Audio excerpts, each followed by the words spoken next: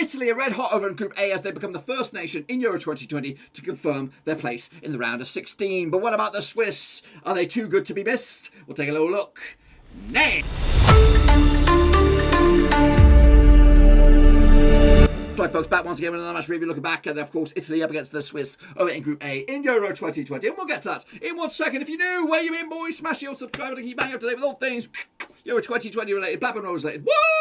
Football related. We got it all here, boys. Under one Ruski, of course, Italy look absolutely red hot at the moment. Back-to-back games, back-to-back 3-0 wins, back-to-back clean sheets, of course. Fantastic start. I could not have got a better start for this, but have they peaked too soon? We'll talk about that in a minute. Big shout out to the VIPs. They are the patrons. Thank you very, very much for your support on the channel behind the scenes. But anyway, let's jump at the deep end, of course. Smash the subscribe if you're new. The race to 25,000, boys and girls, right here, right now. So here we go, looking back, of course, and the latest match. It was Italy up against the Swiss. 3-0 in the end. Goodness gracious me. Manuel Locatelli with a brace. Goodness gracious. He's now getting the attention of the Premier League players. Liverpool sniffing around. Maybe even Manchester United getting all on board this attack. It's a box-to-box midfielder, you would say. And Immobile makes it back-to-back games for him with a goal as Italy ran riot. That's right. 3-0 in the end. So the Swiss had 51% possession compared to the Italians with 49%.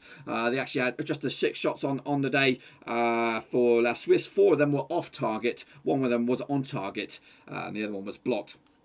As for the Italians, they may have less possession, but they did have more shots, much more shots. 13 shots on the day, 7 of them off target, 3 of them on target, and 3 of them were in the back of the net. Goodness gracious me. The Italians lost possession just the 12 times compared to the 25 times that the Swiss lost possession. They actually had 703 touches, the Swiss, to 679 for the Italians. They also had 542 passes for La Swiss and 527 passes for, of course, the winners in the end. 87% success rate with the passing for the Swiss, but of course, that amounts for nothing. The only real deal scoreline or the stat that really matters is the scoreline. 3-0 in the end. Locatelli with the brace, and of course Ciro Immobile with the third to make it 2 goals in 2 games for him. Looking very, very savvy at the tip of the top of course the goal scoring boots, drawing to the likes of Lukaku, drawing to the likes of Schick, and of course Locatelli's up there as well. Quick look at the stats then, shall we? We want to absorb this. This is the shot grid for this match. The Italians on the right hand side, for the most part, they are the light blue, whereas the darker colour is, of course, for La Suisse. Peppered them throughout the game. They did not look in trouble, to be honest with you, and when they got that first goal, it was game, set and match for the Italians already. Let's take a look at, of course, some heat maps coming at you for the Italians right here, and now preferring to spread the play all over the pitch. Of course, it's a good sign when you're not opting to go down one preferred side or the other. So, as you can tell, the Italians seem to be spreading the ball around nicely. The only region that's probably less covered is the left back, which I thought he seemed to be playing pretty good football. Spaghetti or whatever his name is, Spaghetti Laghelli on the left hand side. But yeah, Italy looks good, composure, and again, I stand by my pick. And I'm not one of these guys who jumped on the bandwagon too late. I jumped on early, and I said Italy are going to cause some problems, and they could go the distance. As for the Swiss, again, a lot of possession, more in the defensive half here, and not so much going forward. When they do go forward, it looks like they're coming down the left-hand side, and of course, the goalkeeper very, very busy as well. As for the touch map, as you can see, the Italians again spreading the love all over the pitch. It was a bit pretty cutthroat going forward, I think. Is that right? So that must be the keeper's area. This is the goalkeeper's area, of course, keeping him very, very active on his toes, as the Swiss were trying to get themselves back into it. There was a stage they were trying to get back into it, but that third goal put the game to bed. As for the Swiss, as you can see, this is their goalkeeping area, this is their attacking line, not much going forward, and again preferring to come down these flanks, and again opting for more than often down the right hand side, I believe. Let's take a little look then, shall we, at the starting lineups, kicking off with the losers, unfortunately. Jan Sommer between sticks, El Verdi, of course, that is a Borussia Mönchengladbach back line. Kanji, Shah make up your 3-man defence. Xhaka, Frula and Bambu Rodriguez in midfield, with Shaqiri, Serjovic and Embolo up top. As for the Italians, Donnarumma between sticks, of course, on his way to PSG. It looks like Cellini, Bonucci at the centre-backs. Of course, Cellini was pulled off early doors on that one. Spanzola, Spaghetti Leggy, there he is, and De Lorenzo are your full-backs. Jorginho, Locatelli and Barella make up a 3-man midfield with Insigne, Berardi and Immobile up top. Goals in that one. Attack it. It's just been a joy to watch the Italians, a joy to watch. Look at the subs then, shall we? We did see the likes of Sylvan Widmer, Dibiger So coming on, Steven Zubner, Ruben Vargas and Mario Gnautovic coming on, but again, to little or no avail. As for the Italians, we did see the likes of Francesco Acerbi, another veteran centre-back, coming on for Cellini. Chiellini, Rafael Tololi got another bit of action as well. Brian Castagna, Matteo Pessina, and Federico Chiesa also coming on. I do expect some changes for the final game for Italy. This is how they lined up formation-wise. As you can see, Donnarumma between sticks. The man of the match really was, I'm looking for him, was Manuel Locatelli with the brace. Of course it was.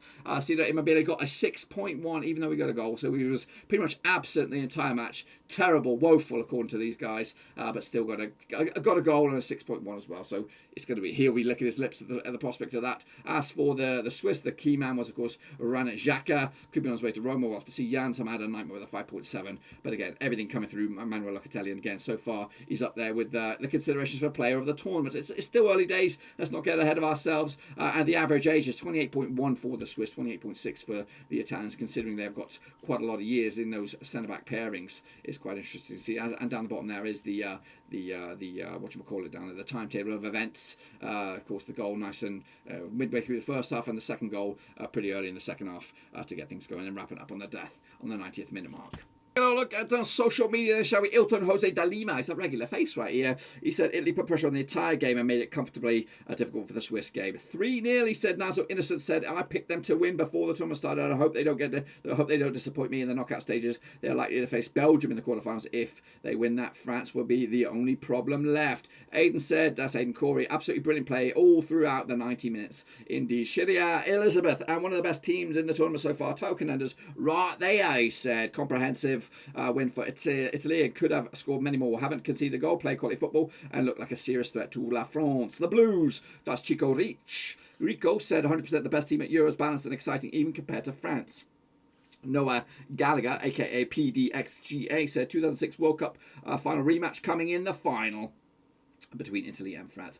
David Anson Burke, they played the two worst teams in the tournament. Let's not get carried away. That's somebody trying to, put a bit of different kind of spin on that one. Victorio Donatuno said, what a team do we have officially qualified. Can't wait for the next match versus Wales. Tidy. Sabantram at hotmail.com if you want to email the guys. Serious contender for the title for sure, but will a great start mean for they become a marked team by tougher and more defensive teams like France, Germany, and England. Well, Germany got to get there first, of course, to my angst. Quick look at the table then, shall we? Because Italy are through to the knockout stages, and again, we'll have to explore that when we get closer to those knockout stages. And Wales are on the cusp of joining them too. Switzerland and Turkey got it all to do in the final match. Win, and the Swiss could be right back in. And also the Turks could also get themselves right back into it with a win, and maybe a little bit of luck elsewhere. But I think they're going to need snookers to get anywhere near that. But the Italians, they're there, they're guaranteed, and so far they look like the team to stop. What are your thoughts about that? Well, let me know your thoughts and opinions in the comment section down below. What do you think about the Italians? Are they the real bloody deal? And what about the Swiss? Are the game over? Is it? Can they actually make it to the knockout stages with a win against Turkey? Do you think they'll make it? Let me know your thoughts and opinions down below. We'll do it all again very soon. The last 16 beckons though. Italy are there, and Wales are not too far away either. Be sure to give the video some love and smash your thumbs up, smash your subscribe. It's the race to 25,000. Can we get there by the end of the tournament? That's a big old bold shout, but we're going to give it our best shot. But until then, give the video some love and smash your subscribe, and I'll see you soon for the next.